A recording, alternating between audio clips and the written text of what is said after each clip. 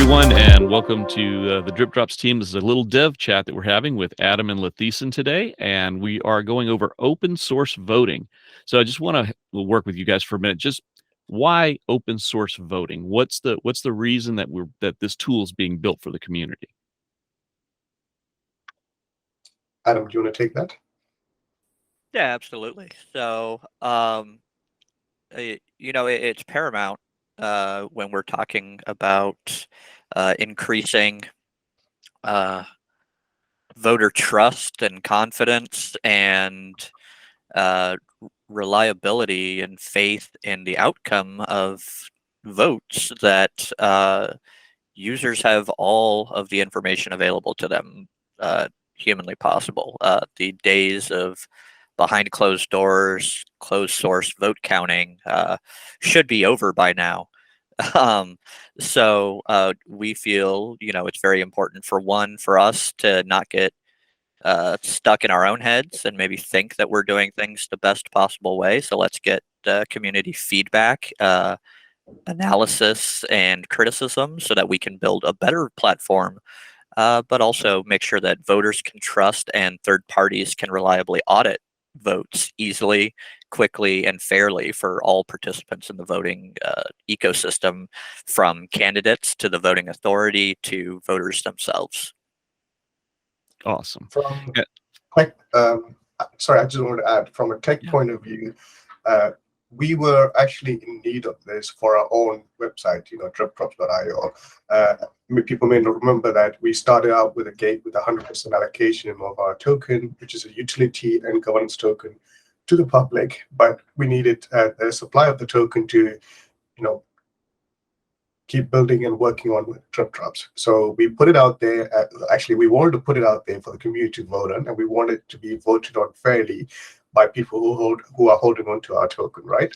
So when we looked for a solution at the time, about a little over a year ago, roughly, there was nothing out there that existed. So we set out to go build it ourselves. And then once we built it and deployed it and showed that it can actually work for these kind of use cases, where if an organization had a governance token and they actually, people had the power based on the amount of that token they had to vote with it, they can get their governance in motion that way. And people liked seeing that something like this exist, and because we created something that didn't exist before, with the exception of Spokra, which was like a general solution, and Adam could maybe touch on base of that. But we wanted something specific, like holders of our NFT token to be able to vote with it, not with ADA power. So when we built it like this, and it was very evident that this was a very useful tool, and it would be good for other projects with their own DAO tokens to be able to utilize it for them. But the way it exists right now is on a proprietary solution within DripDropz platform. And the open source, the fund we submitted was to actually take just that portion only into its own version that could be ran by anybody. Therefore, if Project X wanted, run a governance vote on whether they should rename the site to something else, or change the color, or maybe something significant like should we do any significant vote, they can do it with on-chain trust. Excellent. And yeah, you mentioned Spokra there. And Adam, you actually helped or designed that original Spokra vote as well. Is that correct? Yeah, I designed the original Spokra vote, which is also completely open source in terms of the schema. We didn't have really, at the time, any good voting interface. We were using Discord and Twitter and Telegram direct messages and stuff to give out special unique identifiers to voters. And so there's a lot of trust involved there.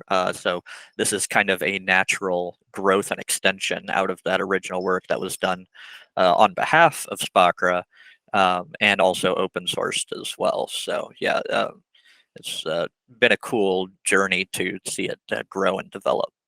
Yeah, that's very neat, and I like that. So this is sort of how things have gone, how we've developed. It's just developed over time, so that's excellent. Which brings me to the next thing. The GitHub repository was just released. That is our first milestone. for the open source vote was setting up that GitHub repository. And I've gone through the repository and I looked and I see the schema's there now, right? There's specification. There's quite the novel of all the information that's around the schema and the design. So tell me a little bit more, Adam, about what's in there now. And then let's talk about what can we expect to see coming in there soon. Okay, yeah, absolutely. So for the time being, we wanted to get technical documentation on how these previous votes that we've hosted on DripDropz were run and managed. So we've done that via releasing the schema specification, which is a JSON formal documentation standard from json-schema.org. That helps anybody in the future that wants to write a piece of JSON that can be well parsed by third-party tools to follow a certain specification to ensure that field X is set to a integer and field Y is a string, and it's only this or that characters. And so it basically defines what you can do and what you can't do. So we wanted to get that out there as a first step to help inform, because we had a lot of great community participation in the recent Catalyst Circle v4 vote from people like Darlington from Lido Nation, from the community in general, who were watching and analyzing what was already on chain, but just kind of doing their best to understand what we were putting out. And so now we actually have this formal specification to say, hey, here's what you're saying, here's what it means, and here's how you can prove that nothing shady or underhanded is happening, is by making sure that everything complies to the following specifications.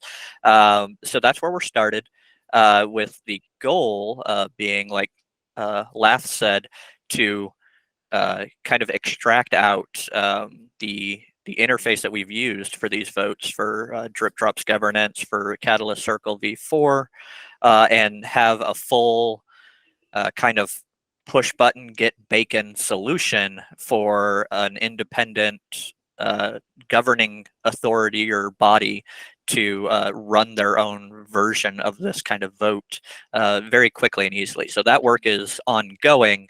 And we just aren't quite there yet, but Lath can probably speak more to that as he's working on that architecture more specifically. Sure. So I just want to add a little bit to what Adam mentioned.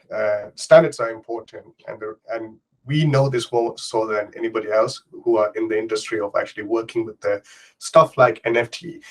Early on, yes, we had it as CIP 25, that define what the 721 index for the metadata should look like, and say at least have these things, but they're not enforceable when somebody's minting those NFTs, right? There's no schema validation that said, hey, you're minting an NFT with 721 label, but it doesn't conform to this thing. So what you tend to end up happening, because JSON is so permissible, people just put anything in there. So then it becomes very difficult for people like PoolPM, us in the NFT marketplace, and any platform that deals with metadata of the token when it comes to parsing them. So having a standard like, especially a JSON schema that can be validated against, schema allows you to validate the input they're trying to say, this is what we want to use, and say, well, that doesn't conform to the schema, so rejected.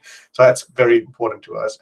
And because we're trying to lead the charge in this, it's almost like a CIP for what a vote and a ballot should look like. So if it's adopted and people use it, all the better for anybody in the future working. There's no ambiguity. Everybody can read and understand it and write and talk in the same language globally. Mm-hmm. That's the goal. In terms of the application, we're thinking of it like, okay, you're an organization. Let's say that you are the Goat Tribe, for example. You have a token called Grass, and let's say you want to use that for the governance of your application, whether it's a game or like changing organization structure, whatever it may be. So we're treating it like the application to be able to let you mimic that organization structure in this application. That's one of the first things I'm trying to do. So you're going to be able to, when you spin it up, the first thing you do is create, whoever is the first user running it, will be able to create an account, verify themselves. As an organization like the goat tribe. They could set up an organization structure reflecting their actual physical structure they have within this application. But what I mean by that is somebody can create an admin account and say, this is our organization, call it goat tribe. And then you create something called role. And so we can do role-based access control. So you can say, here's a role of an auditor, and they have only access to read the ballot information. Then you have a ballot manager, like you're in full control of this. You can create them and you basically set permissions on them and say what the person can and can't do. Initial open source version is going to have an organization management, user management, and ballot management. And essentially that encompasses the whole feature. So feature-wise, you can log in and say, I want to create a ballot. So you set up the the choices, like it's okay, here's the entity voting or entity, which is your organization, sorry, not entity, authority. Here we're going to have 5 questions, and question number 1 is a single choice. Question number 2 is a ranked choice, and just like the schema specifies, the UI will reflect the schema on what you can do while you build it out. And then you publish that, and that becomes a ballot. And then you can also set start date, end date, and then also configure things like, well, what is the voting power? Is it ADA held based on a snapshot? Great. We can then hook it up to something like CoreOS, and then you tell us what's epoch number to use, and then that's the snapshot. Then every user who's coming in to vote will be used. If it's based on something like a custom criteria, like, well, based on this NFT held, and then do this and that, that's too complex to model every possible use case. For that particular scenario, we'll have it as something like a snapshot import. So you have to choose if it's ADA-based or snapshot-based. If it's snapshot-based, you have to supply it, right? So you will load it up first and then provide like a CSV. And here's the stake address, here's the amount they have, whatever that power is. So based on the two possible way it can be ran, the UI can then start turning it into reflect that information. So as the user comes in. So these are all the different parts that have to be built out. And then behind the scene, this would be considered as a lot of the front end of the application. Behind the scene, back end of the application, there's a lots of things that goes on that Adam will be taking care of, but we'll be both working on the same application. There's a job processor that's waiting for people, sending in their dust amount, and or at least the initial 2 ADA amount to do the voter registration, so that it can mint the token, send it back. That's a process that goes on behind the scene. There'll be another process that is waiting for votes coming in so that it can then burn the voter registration token, send that data back, and then batch capture the voting option on the chain. And so that's another piece of work. So all of these pieces right now exist on DripDropz all over the places as they need to be, right? Because sometimes we use DB-Sync because we use NFT. Sometimes we use CoreOS for like a circle vote because it's based on ADA. Now we're taking all of the best learned things that are currently sort of distributed, trying to bring it all in-house so that you should be able to run it. And the stack will compose of the web server, the front end code, MySQL server, and it will contain a Redis server for caching needs, and it will also contain a queue processor that uses a Redis as the queue backend. So, and all of this would be put together as a Docker stack so that wherever you are able to run Docker, you should be able to clone it and click like run a command called make build, and it just spins into existence. Excellent. So it's a Docker container that's going to have everything sort of in one place that they'd be able to spin up and customize to their needs. That's excellent. And then there are 3 methods of voting, right? You've got sort of a single choice, a multi-choice, and then the ranked choice voting, like we saw with Catalyst Circle V4 vote. Is that correct?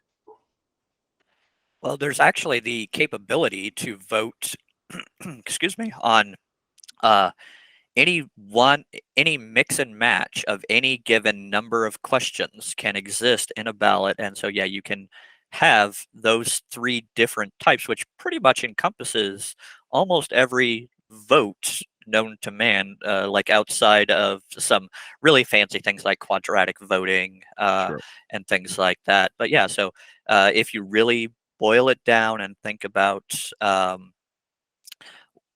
what are the types of questions that people ask during a vote and how are people allowed to choose their responses, you basically boil down to you have a single yes or no or abstain option. You can choose 3 from the following list of candidates. That's a multiple choice, or select your choices in order of preference and select up between 1 up to X number of them, which is a ranked multiple choice question, is kind of the better way to describe that. So yeah, this we did a lot of work behind the scenes before we ever hosted a vote, thinking about how we would model all these different hypothetical scenarios that people might want to put onto a ballot, and then worked to take that and boil it down and condense it so that it has the smallest, hopefully possible, on-chain footprint, while still providing all the necessary information on-chain for both third-party validators and auditors, independent voters, and the voting authority to all certify the results of the election without any reliance on an external third-party service provider to provide them any of the data about voters or who participated. So fully transparent voting method, always there, all the data on the chain.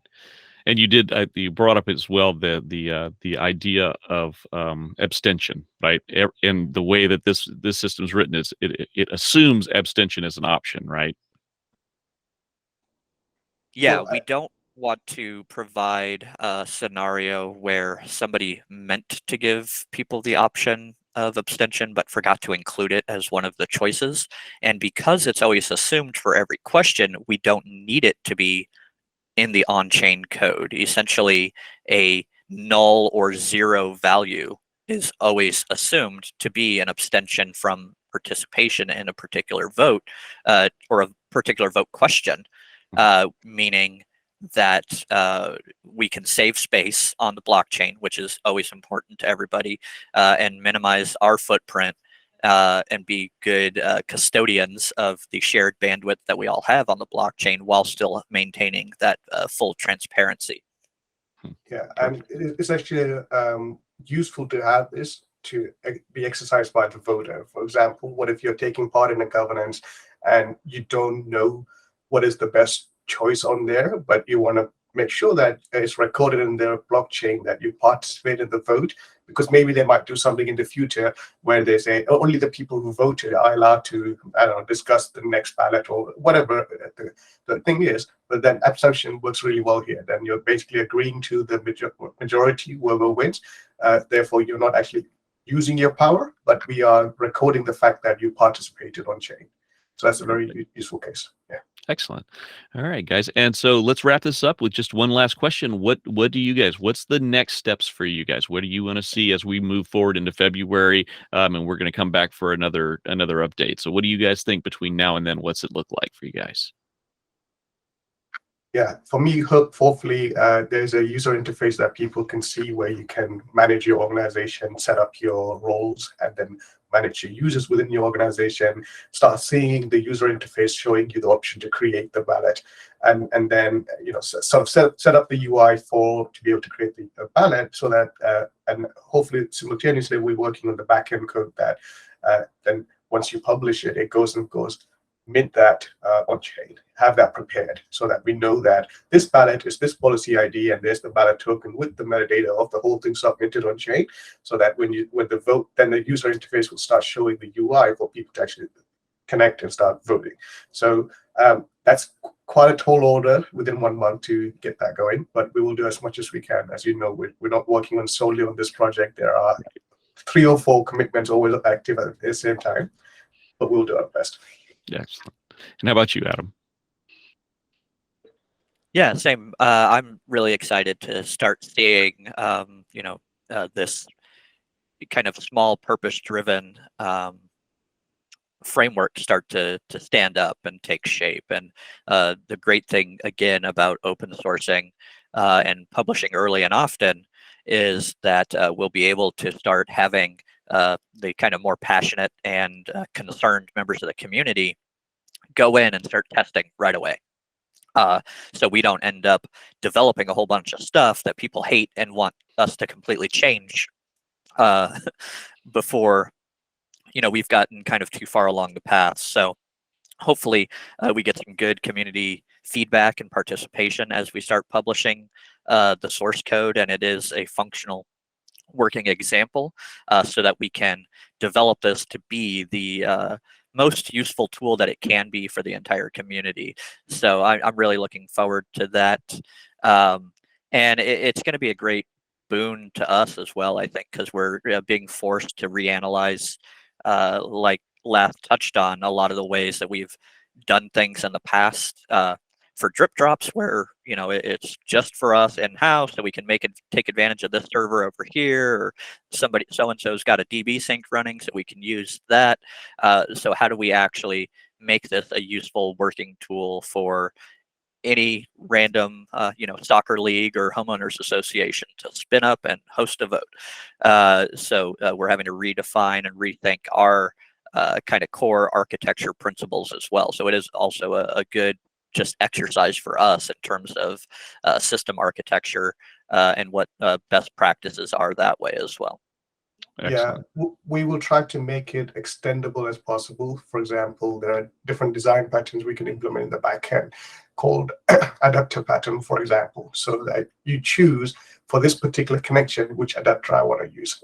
It's like abstracting the backend logic so that you're simply choosing like a data source. I would use Postgres or MySQL, but that choice is abstracted by choosing what driver you want to use. So we would do like a driver. So one of the concern for me is that everybody seems to give a lot of love to the mainnet. So for example, BlockFrost works really well on mainnet, and CoilOS likely works really well on mainnet, but there's not so much love for the testnet. Sometimes like the testnet BlockFrost might not have metadata that we're after, so we have to, then because for me, I've always wanted feature parity, so I always build on staging, and if it works great, then I know that that same thing works on production. But when you try to pull some data out of the chain on the testnet, it doesn't work, then we always have to stop there and say that, okay, we can't just ask BlockFrost to make it work just for us. So it becomes difficult. Sometimes we are forced to actually work on mainnet, which is not ideal, because we don't want anybody wasting their single Lovelace just testing, right?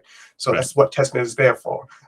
So I do hope that these service providers who are listening, please try to provide a feature parity on your testnet instance, even if it's for a locked, like a small set of data rather than entire data or something, if you're concerned about unnecessary data duplication.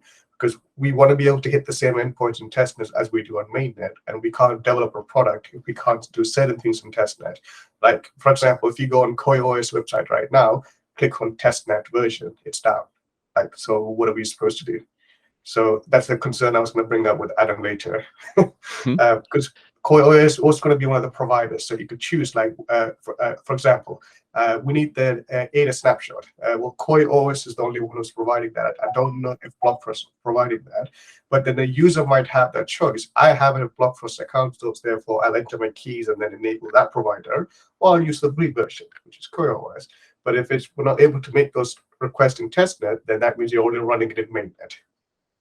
Absolutely, and that's great feedback. I think there's a space in the monthly reporting for giving feedback to the community on issues that we're running into. So I think that's a great one. So we'll add that blocker in our monthly reporting so that we can share that with the community, the wider community, and hopefully can see some improvements there. Thank you guys both for your time this morning. Greatly appreciated, and it's good to see you guys and hang out for a few minutes and find out where we're moving. So thank you again, and we'll see you guys all soon. Thank you. Absolutely. Thanks, Lloyd. Bye-bye.